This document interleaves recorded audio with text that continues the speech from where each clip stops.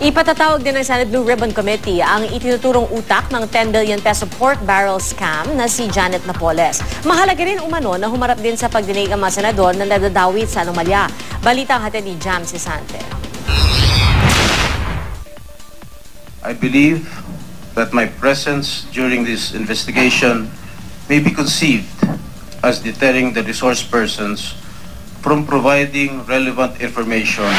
Kasunod ng saglit na paliwanag, lumisan din sa pagdinig ng Senate Blue Ribbon Committee sa issue ng pork barrel si Senador Jinggoy Estrada.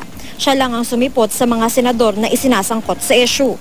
Wala sina Senate Minority Leader Juan Ponce Enrile, Senador Bong Revilla at Senador Gringo Honasan. Base sa COA Special Audit Report, naglaan silang 4 ng pondo sa mga NGO na kulang umano ng 80% ang mga ipinatupad na proyekto. Wala po kaming nakitang batas or ordinansya na nagbibigay authority para po sa paglipat ng pondo ng bayan from a government agency to a private corporation like an NGO. Itinanggi na ni Enrile, Honasan at Revilla na nakinabang sila sa anumang scam. Pero sabi ng isang senador, mainam pa ring humarap sila. Mas maganda na ma-confront nila yung gumawa ng report at saka yung mga dokumento, and it will not be seen as interfering with investigation but rather shedding light on all of this. Bagamat maraming NGO ang lumalabas na peke at walang pinaggamitan ng pondo, hindi raw ibig sabihing naambunan ng mga politiko sa mga nakubrang pork barrel ng mga NGO. Patay po sa aming obserbasyon, meron pong pattern. But I will leave it to the investigating panel composed of the Ombudswoman and the DOJ Secretary to determine if there was conspiracy.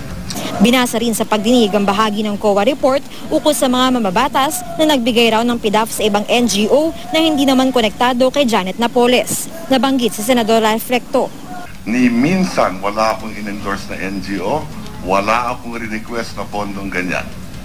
At nang usesain direkto ang COA, the releases out of your appropriation was included because it was unliquidated. Correct, I understand.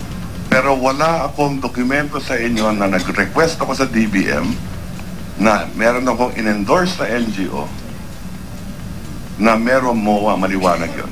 Yeah, it's Nakasulat naman dyan. Ipatatawag din daw si Napoles sa mga susunod na pagdinig pero hindi pa sigurado kung kailan dahil kailangan pang magpaalam sa kung sinong may kustodiya sa kanya. Sa pagdinig naman sa Kamara, nabanggit ni Agriculture Secretary Proceso Alcala na 6 na kongresista ang nakapagbigay rin ng pondo sa mga NGO na konektado kay Napoles. Sa ngayon, tinatapos pa raw nila ang kanilang investigasyon. Jam Sisante, GMA News.